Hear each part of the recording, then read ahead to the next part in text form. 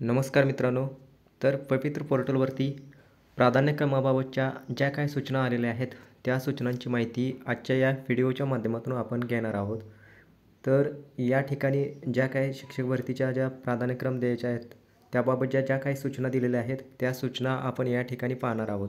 याच्यामध्ये 1 नंबरची जी सूचना आहे, ती या ठिकाणी देण्यात आलेली आहे. शिक्षक अभियोग्यता व बुद्धिमत्ता चाचणी 2022 ही दिनांक 22/2/2023 ते दिनांक 3/3/2023 या कालावधीमध्ये ऑनलाईन घेण्यात आलेली होती. सदर चाचणीस 2,39,730 उमेदवारांनी नोंदणी केलेली होती. त्यापैकी 2,16,443 उमेदवार चाचणीस प्रविष्ट होते, ते या ठिकाणी नमूद करण्यात आलेलं आहे. त्यानंतर 2 नंबरची सूचना या ठिकाणी देण्यात आलेली आहे. या चाचणीस प्रविष्ट उमेदवारांना स्वप्रमाणपत्र तयार करण्यासाठी या पोर्टलद्वारे सुविधा देण्यात आलेली होती. म्हणजेच काय तर मित्रांनो, जे पवित्र पोर्टल आहे, त्या पवित्र पोर्टलवरती स्वप्रमाणपत्र तुमचं जे तयार करायचं होतं, माहिती भरायची होती, ती माहिती या पोर्टलद्वारे या ठिकाणी सुविधा उपलब्ध करून देण्यात आलेली होती. त्याच्यानंतर 3 नंबरचा मुद्दा आहे, ती वेबसाईट या ठिकाणी दिलेली आहे. या संकेतस्थळावर काय करायचं आहे की दिलेल्या विहित मुदतीत स्वप्रमाणपत्र पूर्ण केलेल्या उमेदवारांनाच या प्रक्रियेत सहभागी होता येईल व फक्त त्यांनाच लॉग इन सुविधा उपलब्ध होईल. म्हणजेच काय तर मित्रांनो, तुम्ही त्या ठिकाणी टेट परीक्षा दिल्यानंतर त्या ठिकाणी तुमचा जी शासकीय वेबसाईट या ठिकाणी दिलेली आहे, संकेतस्थळ दिलेलं आहे, त्या ठिकाणी तुमचं स्वप्रमाणपत्र त्या संकेतस्थळावर जाऊन सेल्फ सर्टिफाय करायचं होतं, स्वप्रमाणपत्र करायचं होतं. ज्या उमेदवारांनी स्वप्रमाणपत्र केलेलं आहे त्यांनाच फक्त या ठिकाणी लॉग इनची सुविधा उपलब्ध होईल आणि त्यांनाच या भरती प्रक्रियेमध्ये सहभागी होता येईल, अशा स्वरूपाची ही या ठिकाणी 3 नंबरची सूचना दिलेली आहे. त्याच्यानंतर 4थ्या क्रमांकाची सूचना या ठिकाणी देण्यात आलेली आहे. उमेदवारांना प्राधान्यक्रम जनरेट करण्याची सुविधा दिनांक 5/2/2024 पासून उपलब्ध देण्यात येत आहे. म्हणजेच तुमचं जे प्राधान्यक्रम आहेत, ते प्राधान्यक्रम त्या ठिकाणी 5 तारखेपासूनच सुरू करण्यात आलेले आहेत. हे या ठिकाणी 4थ्या क्रमांकाच्या सूचनेमध्ये देण्यात आलेलं आहे. त्या ठिकाणी तुम्ही प्राधान्यक्रम देऊ शकताय. 5व्या क्रमांकाची सूचना देण्यात आलेली आहे. उमेदवारांनी पोर्टलवर उपलब्ध करून दिलेल्या जाहिरातींचा अभ्यास करावा. आता ज्या पोर्टलवर जाहिराती दिलेल्या आहेत, त्या जाहिरातींचा तुम्ही काय करायचा, अभ्यास करायचा आहे आणि सदर जाहिराती उमेदवारांना संकेतस्थळावरील होमपेजवर डाउनलोड या मेनूमध्ये पाहता येतील. आता ज्या जाहिराती आहेत, त्या जाहिराती संकेतस्थळावरील जे होमपेज दिलेलं आहे, त्याच्यावरती काय करायचं आहे, डाउनलोड जाऊन करायचं आहे. त्या ठिकाणी तुम्हाला मुलाखतीशिवाय आणि मुलाखतीसह अशा दोन्ही प्रकारच्या जाहिराती स्वतंत्रपणे उपलब्ध करून त्या ठिकाणी जाहिराती देण्यात आलेल्या आहेत. त्याच्यानंतर 6व्या क्रमांकाचा मुद्दा या ठिकाणी बघायचा आहे आपल्याला. प्राधान्यक्रम जनरेट करून ते लॉक करण्यासाठी उमेदवारांना user manual for preference generation TET 2022 या नावाने होमपेजवर युजर मॅन्युअल या मेनूमध्ये देण्यात आलेले आहे. त्याच्यानंतर 6व्या क्रमांकाचा मुद्दा बघायचा आहे. उमेदवारांना लॉग इन केल्यानंतर जनरेट प्रेफरन्स या मेनूचा वापर करून मुलाखतीशिवाय व मुलाखतीसह या दोन्ही प्रकारच्या प्राधान्यक्रमांची यादी स्वतंत्रपणे जनरेट करता येईल. प्राधान्यक्रम जनरेट केल्यानंतर जनरेट झालेल्या प्राधान्यक्रमाबाबत आवश्यक ती खात्री करतील. तर त्या ठिकाणी तुम्हाला काय करायचं आहे की जनरेट प्रेफरन्स लॉग इन केल्यानंतर जनरेट प्रेफरन्स या मेनूचा वापर करायचा आहे. त्याच्यानंतर तुम्हाला दोन्ही प्रकारच्या जाहिराती त्या ठिकाणी जनरेट करता येतील, मुलाखतीसह किंवा मुलाखतीसह, आणि ह्या दोन्ही प्रकारच्या जाहिराती जनरेट केल्यानंतर त्याच्याबाबत तुम्ही खात्री करून घ्यायची आहे. त्याच्यानंतर 8व्या क्रमांकाचा मुद्दा या ठिकाणी दिला आहे. मुलाखतीशिवाय व मुलाखतीसह या दोन्ही प्रकारच्या पर्यायासाठी पात्र उमेदवारांना प्राधान्यक्रम जनरेट होतील. जे काय उमेदवार स्वप्रमाणपत्र केलेले उमेदवार आहेत, त्या उमेदवारांना या दोन्ही प्रकारच्या मुलाखतीसह किंवा मुलाखतीशिवाय ह्या दोन्ही प्रकारच्या प्राधान्यक्रम जनरेट त्या ठिकाणी होणार आहेत. या दोन्ही प्रकारच्या नियुक्तीचे प्राधान्यक्रम उमेदवार जनरेट व लॉक करू शकतील.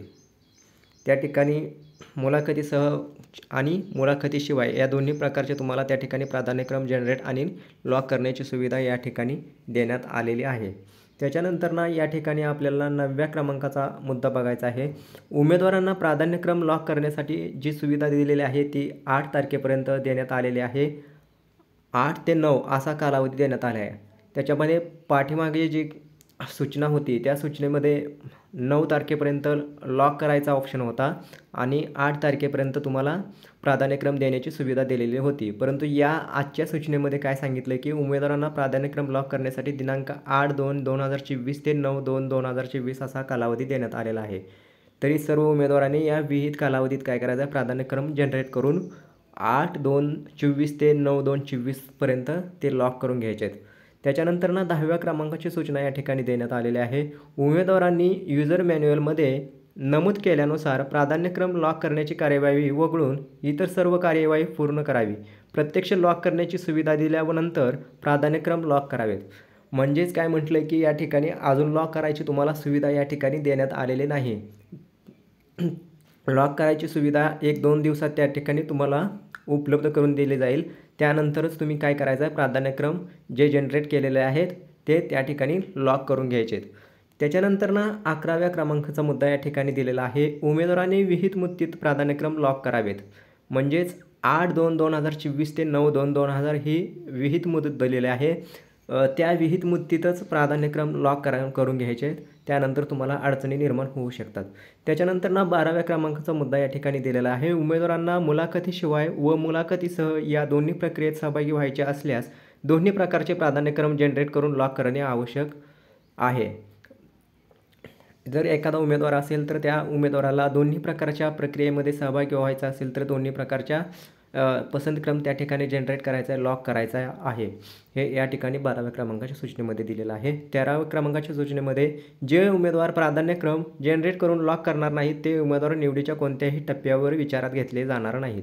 म्हणजेच काय तर मित्रांनो, या ठिकाणी प्राधान्यक्रम जनरेट करून ते काय करायचं आहे की लॉक करायचं आहे. लॉक जर केलं नाही तर तुमचं त्या ठिकाणी विचार केला जाणार नाही निवड प्रक्रियेसाठी. त्यामुळं हे प्राधान्यक्रम जे आहेत ते प्राधान्यक्रम त्या ठिकाणी लॉक देखील करायचं आहेत. त्याच्यानंतर ना या ठिकाणी 14व्या क्रमांकाची सूचना पाहूया आपण. प्राधान्यक्रम जनरेट करून लॉक करण्यापूर्वी उमेदवारांनी आपल्या शैक्षणिक, व्यावसायिक व इतर अर्हतेनुसार प्राधान्यक्रम जनरेट झाले असल्याची खात्री करावी. काही तांत्रिक बाबीमुळे अपवादात्मक प्रकरणी जनरेट झालेले प्राधान्यक्रम उमेदवाराच्या शैक्षणिक व व्यावसायिक अर्हतेशी सुसंगत नसतील तर असे प्राधान्यक्रम उमेदवारांनी लॉक करू नये. असे केल्यास परिणामी उमेदवारांचे चुकीच्या पदावर नियुक्ती, मुलाखतीसाठी शिफारस झाल्यास उमेदवार स्वतः जबाबदार राहतील. तर या ठिकाणी 14व्या क्रमांकाच्या सूचनेमध्ये काय म्हटलं आहे की प्राधान्यक्रम जनरेट करून लॉक करण्यापूर्वी उमेदवारांनी आपल्या शैक्षणिक आणि व्यावसायिक जे अर्हता आहे त्या अर्हतेनुसारच प्राधान्यक्रम जनरेट झाले का नाही याची खात्री करावी. जर चुकून एखादा प्राधान्यक्रम वेगळ्या विषयाचे सब्जेक्ट जर आले असतील तर तांत्रिक कारणामुळे तर ते तुम्ही व्यवस्थित पाहायचं आहे. तुमचे शैक्षणिक आणि व्यावसायिक अर्हता सुसंगत नसेल तर पदवीच्या विषयाशी तर त्या ठिकाणी तुमची ते प्राधान्यक्रम द्यायचं नाहीत हे या सूचनेमध्ये म्हटलेलं आहे. जर चुकीच्या पदावर नियुक्ती, मुलाखतीसाठी शिफारस झाल्यास उमेदवार स्वतः जबाबदार राहील.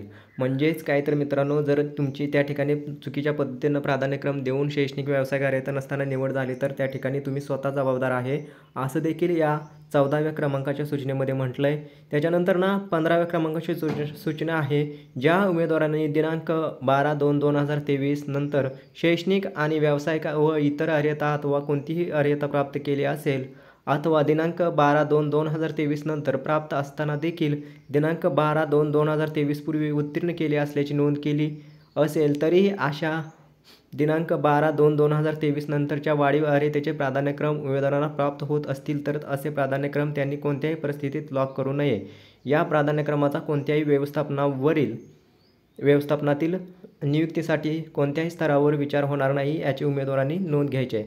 आता या 15व्या क्रमांकाच्या सूचनेमध्ये त्यांनी जे म्हटलेलं आहे की ज्या तारखा दिलेत त्या तारखेच्या पूर्वीचे जे शैक्षणिक आणि व्यावसायिक अर्हता तुमच्या असणे आवश्यक आहे.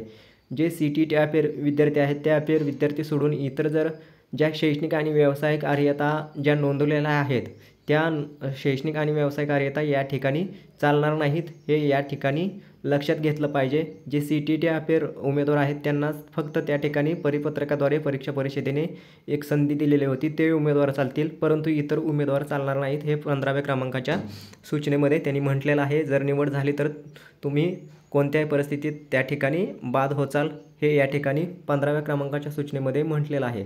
आता 16व्या क्रमांकाची सूचना आहे, उमेदवाराने स्वप्रमाणपत्रामध्ये नमूद केलेल्या माहितीच्या आधारे प्राधान्यक्रम जनरेट होतील. प्राधान्यक्रमामध्ये चुकीची माहिती नोंद झाल्याचे उमेदवाराचे निदर्शनास आल्यास व त्यामुळे प्राधान्यक्रम जनरेट झाल्यास त्यांनी असे प्राधान्यक्रम लॉक करू नयेत, जेणेकरून त्यांची नियुक्तीची कोणत्याही टप्प्यावरील अडचण गैरसोय होणार नाही. म्हणजेच काय तर स्वप्रमाणपत्रामध्ये चुकीची माहिती नोंदवली असल्यास त्या ठिकाणी तुम्हाला जर प्राधान्यक्रम जनरेट झालेला असल्यास तर असं चुकीच्या पद्धतीचं माहिती प्राधान्यक्रम जनरेट करू नये असं या ठिकाणी म्हटलेलं आहे. 17व्या क्रमांकाची सूचना बघा, उमेदवारांनी प्राधान्यक्रम जनरेट करून लॉक केल्यानंतर त्यांना प्राधान्यक्रमात बदल करायचा असल्यास पूर्वी जनरेट केलेले प्राधान्यक्रम डिलीट करून विहित मुदतीत पुन्हा प्राधान्यक्रम जनरेट करून लॉक करता येतील. जर तुम्ही प्राधान्यक्रम दिलेले असतील, जनरेट केलेले असतील, लॉक केल्यानंतर त्या प्राधान्यक्रमात बदल करायचा असल्यास पूर्वी जनरेट केलेले प्राधान्यक्रम काय करायचं आहे, डिलीट करून विहित मुदतीत ते प्राधान्यक्रम पुन्हा जनरेट करून लॉक करता येतील. सदर सुविधेचा वापर विहित मुदतीत जास्तीत जास्त 3 वेळा करू शकतील. म्हणजेच ज्या काय सुविधा दिलेल्या आहेत त्या सुविधेचा वापर तुम्ही प्राधान्यक्रम जनरेट करून फक्त 3च वेळेस जनरेट करून लॉक करून ते डिलीट करू शकताय, त्याच्यापेक्षा जास्त वेळा करू शकत नाही. हे या सूचनेमध्ये 17व्या नंबरच्या सूचनेमध्ये देण्यात आलेलं आहे. त्याच्यानंतर 18व्या क्रमांकाची सूचना बघूया, उमेदवाराने ज्या क्रमाने प्राधान्यक्रम लॉक केले आहेत त्या क्रमाने टेट परीक्षेतील गुणवत्तेनुसार प्राधान्यक्रम विचारात घेतले जातील. उमेदवारांची ज्या प्राधान्यक्रमावर नियुक्ती मुलाखतीसाठी शिफारस झाल्यानंतर उमेदवारांचे त्या क्रमांकानंतरच्या उर्वरित प्राधान्यक्रमाचा विचार केला जाणार नाही.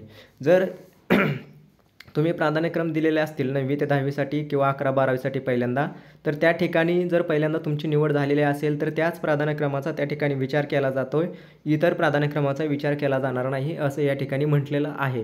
त्याच्यानंतर 19व्या क्रमांकाची सूचना या ठिकाणी देण्यात आलेली आहे, उमेदवाराने किती प्राधान्यक्रम नोंद करावेत यासाठी कोणतीही मर्यादा नाहीत. उमेदवार पात्र असल्यास आलेले सर्व प्राधान्यक्रम लॉक करू शकतो. म्हणजेच काय तर तुम्हाला जेवढे प्राधान्यक्रम आलेले आहेत आणि तुम्ही शैक्षणिक आणि व्यावसायिक अर्हतेनुसार ज्या प्राधान्यक्रमासाठी पात्र आहात असं सर्व प्राधान्यक्रम त्या ठिकाणी द्यायचं आहे, हे या ठिकाणी 19व्या क्रमांकाच्या सूचनेमध्ये म्हटलेलं आहे. आणि 20 क्रमांकाची सूचना बघा, उमेदवारांचे लॉग इन हे OTP बेस असल्याने त्यांनी नोंद केलेल्या मोबाईल क्रमांकावर OTP येणार आहे. यास्तव ज्या उमेदवारांना लॉग इन करण्यासाठी त्यांचा मोबाईल क्रमांक बदल करून घ्यायचा आहे त्यांनी नजीकच्या शिक्षणाधिकारी, प्राथमिक शिक्षण निरीक्षक यांच्या कार्यालयामध्ये विनंती अर्ज व ओळखीच्या पुराव्यासह संपर्क साधावा. आता काय झालं की ज्यांचा मोबाईल क्रमांक चेंज झालेला आहे त्यांना OTP येत नसेल, त्यांनी काय करायचं आहे की जे शिक्षणाधिकारी नजीकचे असतील त्यांच्याकडे जायचं आहे आणि ओळखीचा पुरावा त्या ठिकाणी देऊन ते त्या ठिकाणी तुम्ही तुमचा मोबाईल नंबर बदलू शकताय. 21व्या क्रमांकाची सूचना या ठिकाणी बघूया आपण, उमेदवाराने पोर्टलवर स्वप्रमाणपत्रामध्ये नमूद केलेल्या माहितीनुसार त्यांना प्राधान्यक्रम जनरेट होतील. म्हणजेच काय तर या ठिकाणी म्हटलं की तुम्ही जे स्वप्रमाणपत्र भरलेलं आहे त्या स्वप्रमाणपत्राच्या आधारेच तुम्हाला प्राधान्यक्रम त्या ठिकाणी जनरेट झालेला आहे.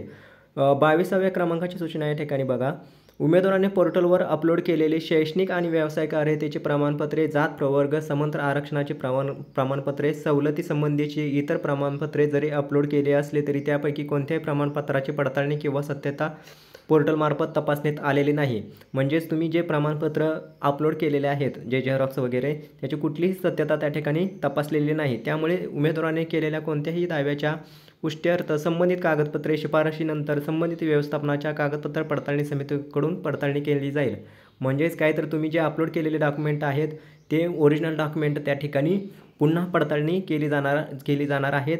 ते जे डॉक्युमेंट अपलोड केलेली होती ते त्या ठिकाणी पडताळणी केलेली नाहीत असं या ठिकाणी म्हटलेलं आहे. त्यामध्ये कोणतीही तफावत आढळून आल्यास कोणत्याही टप्प्यावर संबंधित उमेदवाराची उमेदवारी रद्द केली जाईल असं या ठिकाणी म्हटलेलं आहे. यास्तव उमेदवाराने प्राधान्यक्रम लॉक करतेवेळी आवश्यक ती जबाबदारी घ्यायची आहे. म्हणजेच जर माहितीत तफावत आली असेल, जर छेडाछेड केले असेल तर असे उमेदवार या ठिकाणी बाद केले जातील असं या ठिकाणी म्हटलेलं आहे.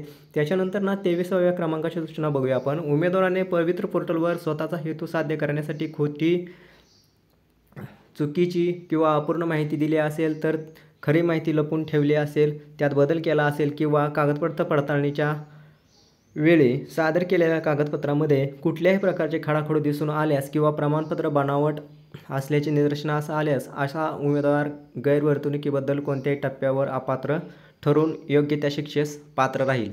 जर त्या ठिकाणी तुम्ही छेडाछेड केली असेल, खोटी कागदपत्र दाखवले असेल, असं निदर्शनास आल्यास त्या ठिकाणी कोणताही उमेदवार असेल असा, तर त्या ठिकाणी त्याची उमेदवारी रद्द होऊ शकते आणि योग्य त्या शिक्षेस पुढील कार्यवाहीस तो पात्र राहील असं या ठिकाणी म्हटलेलं आहे. त्याच्यानंतर 24व्या क्रमांकाची सूचना बघूया. महाराष्ट्र राज्य शिक्षक पात्रता परीक्षामध्ये गैरप्रकारात समाविष्ट उमेदवारांची नियुक्तीसाठी निवड झाल्यास नियुक्तीपूर्वी त्यांची चारित्र्य पडताळणी करून त्यानंतर नियुक्तीची कार्यवाही करण्यात येईल. म्हणजेच जे शिक्षक पात्रता परीक्षेत गैरव्यवहारामध्ये आढळलेले होते आणि जे CTT पास होते त्यांचे चारित्र्य पडताळणी करूनच नियुक्तीची त्यांची कार्यवाही त्या ठिकाणी करण्यात येणार आहे. 25व्या क्रमांकाचा मुद्दा बघूया. उमेदवाराने प्राधान्यक्रम लॉक केल्यानंतर त्यांची प्रिंट घेण्यासाठी लॉग इन केल्यानंतर रिपोर्ट्स या मेनूमध्ये मुलाखतीशिवाय यासाठी view locked preference without interview तसेच मुलाखतीसह यासाठी view locked preference with interview या टॅबवर क्लिक केल्यानंतर प्रिंट घेता येईल. प्राधान्यक्रम लॉक केल्यानंतर प्रिंट कशी घ्यायचे ते या ठिकाणी दिलेलं आहे 25व्या सूचनेमध्ये. त्याच्यानंतर 26वी सूचना बघूया. उमेदवार एकाच व्यवस्थापनातील एकापेक्षा अधिक गट विषयांसाठी शैक्षणिक व व्यावसायिक अर्हता धारण करीत असल्यास त्या व्यवस्थापनाचे असे एकापेक्षा अधिक प्राधान्यक्रम उपलब्ध होतील. म्हणजेच आपण यापूर्वी देखील ही माहिती सांगितलेली होती. एकापेक्षा अधिक गट विषयासाठी शैक्षणिक आणि व्यावसायिक अर्हता धारण करत असेल तर तो त्या ठिकाणी त्यानुसार पात्र आहे, हे या ठिकाणी सूचनेमध्ये दिलेलं आहे. 27वा क्रमांकाचा मुद्दा बघूया. मागासवर्गीय उमेदवार खुल्या प्रवर्गासाठी पात्र असल्यास त्यांना खुल्या प्रवर्गाचे पदांचे प्राधान्यक्रम जनरेट होतील. त्यांचं वय आणि शैक्षणिक अर्हता ह्या बाबी विचारात घेतल्या जातील. म्हणजे जो मागासवर्गीय उमेदवार आहे त्याला देखील ओपन प्रवर्गाच्या जागा दिसतील आणि त्यासाठी तो पात्र असेल असं या ठिकाणी म्हटलं आहे. 28व्या क्रमांकाची सूचना बघूया. शासन निर्णय दिनांक 7/2/2019 उमेदवाराच्या स्थानिक स्वराज्य संस्थेच्या शाळेसाठी निवड झाल्यास त्या उमेदवारांचा खाजगी शैक्षणिक संस्थेमध्ये त्याच गटातील नियुक्तीसाठी विचार केला जाणार नाही. म्हणजेच काय म्हटलं आहे की 7/2/2019 अन्वये उमेदवाराची स्थानिक स्वराज्य संस्थेच्या शाळेसाठी निवड झाल्यास त्या उमेदवारांचा खाजगी शैक्षणिक संस्थेमध्ये त्याच गटासाठी विचार केला जाणार नाही. म्हणजेच काय, तर समजा तुमची नियुक्ती 1ली ते 5वीसाठी झाली तर दुसऱ्या टप्प्यातील जाहिरातीसाठी त्याच 1ली ते 5वी या गटासाठी निवड होणार नाही. दुसऱ्या 6वी ते 8वीसाठी गटासाठी निवड होईल. तसेच शासन निर्णय 13/10/2023 नुसार विविध टप्प्यामध्ये जाहिराती येणार असल्याने उमेदवाराची एकदा निवड झाल्यानंतर उमेदवार पुन्हा नव्याने येणाऱ्या जाहिरातीसाठी त्याने अर्ज केल्यास निवडीसाठी पात्र याच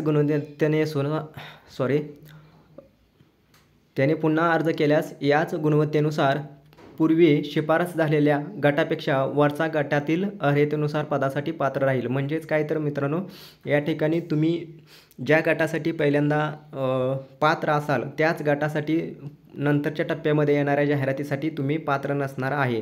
म्हणजेच 6वी ते 8वीसाठी जर एखाद्या पहिल्या मुलाखतीशिवाय राऊंडमध्ये तुम्ही पात्र झाला असाल तर दुसऱ्या टप्प्यातील जाहिरातीमध्ये 6 ते 8 या गटासाठी तुम्ही पात्र असणार नाही असे या सूचनेमध्ये म्हटलेलं आहे. 29व्या क्रमांकाची सूचना या ठिकाणी बघूया.